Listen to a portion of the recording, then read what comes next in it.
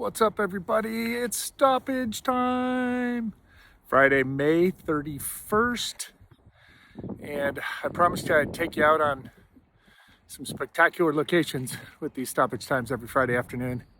And here I am at the top of Runyon Canyon in Los Angeles in the West Hollywood neighborhood. I'm about 1,100 feet up. Started out down there in my neighborhood, but today that's not what we're going to talk about. Today we're going to talk about three things.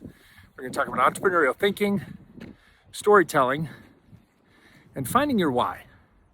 And there's a book recommendation in there at the end. So entrepreneurial thinking, I just wanted to take a minute. We're about 8 episodes into Stoppage Time, and we this week recorded our 123rd, actually earlier today, recorded our 123rd episode of Entrepreneurial Thinkers, which is the rebrand, refresh of our long-running show of about a little over 4 years now, was called Mentors Today. So it's been on my mind a lot lately for a few reasons I'll share here in a minute, but I wanted to just say that the conversations that I get to have every day, we've had 3 or 4 of them this week, 3 last week, 2 the week before, with these entrepreneurial thinkers from across all different sectors and segments of society, from different cities, from different markets, from different countries, are just incredibly inspiring, incredibly informative, incredibly educational, but they're also, for me, for us, for our team, Deanna, myself, Anna Paula, just incredibly validating that the shift to reformat the show, to widen the aperture of conversation to this thesis of the fact that I believe fundamentally that we need more entrepreneurial thinkers across all sectors and segments of society and industry, not just more entrepreneurs and more investors, is 100% spot on, because the range of conversation, the depth of talent, the incredible intelligence and passion and earnestness that these people display is blowing me away. And it's educating me, but it's also inspiring me to just kind of lean into this more. Just to give you a little snapshot of what you should go follow, find, like, subscribe to on our YouTube channel and on our audio podcast channels is, just in the last 2 weeks, we've gone conversations from the Bay Area to Los Angeles, to Bentonville, Arkansas, to Madrid, to Chicago, back to Los Angeles twice. And we've talked across sports, Olympic sports, or participatory sports, as our guest taught us. We've talked about education. We've talked about the clothing industry. We've talked about venture capital in a number of different ways. We've talked about immigration. We've talked about the meritocracy or lack of meritocracy that exists here in the United States, in spite of how we marketed ourselves to ourselves and to the world for the last couple hundred years. And if you can't learn something, glean something, take something away from those types of conversations for yourself, for your business, for your own life purpose, I don't know that where you can. So for me, it's gratifying. For you, I hope it's inspiring, educational, and empowering. And I really, really do encourage it. This week's conversation is an incredible example of it. We just posted, this week, we've just posted to our audio feed channels an interview with Pedro Crespo, and the topic of it essentially is this demystifying this idea that America is a meritocracy, or that even more so, that the VC-fueled tech economy is a meritocracy. Here's the hint. Listen to the episode. You'll find out neither is true. They are not a meritocracy. We talk about the importance of immigration. We talk about the importance of immigration to our thriving entrepreneurial economies, and the fact that this is kind of how we built this country. And again, if you are looking to be inspired, if you're looking to find your why, if you're looking to just better understand other people's points of view, this episode with Pedro and myself is incredible. So please go find it, go like it, go subscribe it, go follow, go share with your friends, because the more you do that, the more I get to tell stories like this.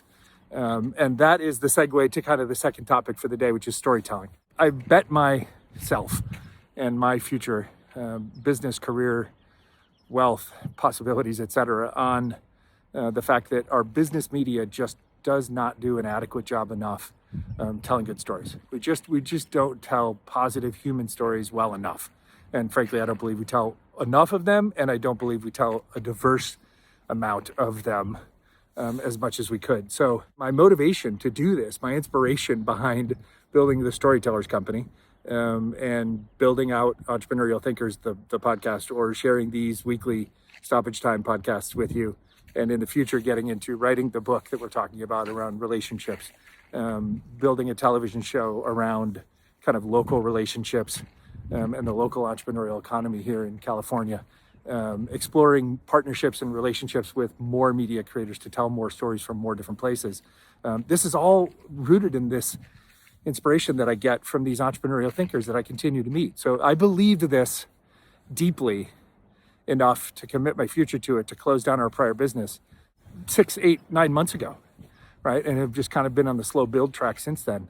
And everything about the conversations that I've had in the last 4 weeks, all the upcoming episodes that will hit Entrepreneurial Thinkers feeds in coming weeks, has just validated this for me. So I end almost every one of these conversations in the last couple of weeks with someone saying to me that either their company or their city or their industry or they themselves have struggled to tell their story more effectively. I've been grateful and gratified to hear from some of these guests as we go off air and they tell me how fun it was, how interesting it was, how surprising the show was to be a guest on because of how well we prepared and how well we helped them tell their story. I've had people joke with me that like they wish I could come along with them in their lives to introduce them and read the bios that we read and craft about them, because hearing themselves in their own bio in my voice inspires them, because they're like, wow, that's me, holy shit, right? So I know that there's a power in this, but it's time to unleash that and get serious about it. I spent the greater part of a decade basically thinking that this was true, believing it was true. And then I kind of guess waiting for some media guru or big media company to come along and just do it right, or do it better. And no one did, and no one has. And so I'm throwing myself into the breach. We're in the middle now, just the first couple of weeks of our private, kind of the pre-public phase of our WeFunder crowdfunding campaign. I would love to share that with you if you're interested. We will be sharing it more on social media in the coming weeks, but we're raising money that way because I want everybody who's been a part of my story, I want everybody whose story I've tried to share, everybody who's influenced my story or mentored me or given me a job or given me an opportunity, or coached me over the last 35 years of my life. I want everybody to have a chance to participate in the success that we are going to create and to know that they are actively participating in just telling better human positive stories. Because in the world today, I could flip on any media source of any type across any platform, and you can be almost guaranteed that you're going to find negative, downtrodden, cynical, pessimistic clickbait, right? Enragement, engagement is the model nowadays. And I know that there's a space for us to successfully commercialize and build just better human storytelling. And so that's what we're all about. So that's what we're going to do. And I'm partially so inspired and motivated to do it because of my book recommendation, which is the Start With Why from Simon Sinek, right? I think the subtitle is something along the lines of like how leaders get people to engage, right? Or follow. And we'll put the book in the show links. You guys all know who Simon Sinek is now from his TED Talks, from his books, from his social media presence, but it carries a special place in my journey and in my heart because it was that book that came out back in 2016, 2017, as I was in the midst of both reinventing my own life, living in Chile, in South America, living outside the US for the first time in my life in my late 40s, building that consulting business on a whim of an opportunity that happened completely serendipitously. And it was this combination of kind of reinvention and re-exploration and curiosity about what was possible that was searching for some way to define that. And along came Simon Sinek and his famous little circles map on his flip chart that he did, and then the book. And that book has not just been like something I read once and was like, okay, cool, this is great. That book, if you ever have been in my office or ever seen me post on social media at my desk or my studio where I record from, that book always sits on either the right or left-hand side of whatever desk I'm working at for the day. I put it in my backpack when I'm working at a co-working space or a Starbucks, and I take it out and I put it next to me because it's a constant presence. It's a constant reminder for me that you have to understand your why in life, right? And for those of us that find it, I'm about to be 56 years old, and I'm in the midst of another reinvention because I absolutely 1000% believe that building the Storytellers Company and expanding upon the content that we're creating already is literally my purpose. And it is what I'm supposed to be doing. It's the greatest use of my time and talents. Lauren Greger, who we interviewed for a future episode of the show today, an incredible CEO and founder, entrepreneur here in Los Angeles, of the circular clothing company called Rent-A-Romper. Lauren said to me at the end, she was so excited. She's like, I'm so excited that you're doing this. I'm so excited that you've committed yourself to do this, to tell our stories better. I'm so excited that you are combining all of your best talents and skills, like your gift for connecting with people and having people connect with you, your empathy, your ability to tell stories, your energy and your infectious kind of energy and passion. She's like, the world needs it. We need it. The entrepreneurial economy needs it. She's like, so I'm super, super excited for you and proud of you that you're committing to this. And I was like, oof, right? That's what we all want to hear, to validate and encourage us, no matter what our pursuits are. And that book constantly reminds me that I have found my why. I have found that, I think it's in Japanese, ikagi, right? It's that combination of purpose, potential for profit, usefulness to society, etc. I said it to Lauren today. It's really simple. My mom used to tell us that leave every room that you enter a little bit better than you found it. And more generally, leave the world a little bit better place than you found it when you entered.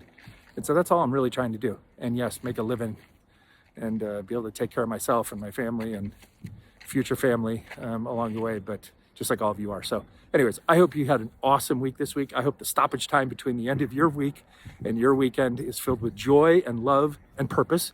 And I hope you find your why. And if you having a hard time find your why, go read this book from Simon Sinek. And if you need more help, go DM me, connect with me, and talk to me about how I found my why. And maybe we could help ask you some questions to help you uncover yours, because we've all got them. We're all here for a reason. So anyways, that's it. Entrepreneurial thinking, storytelling, and finding our why. Happy Friday.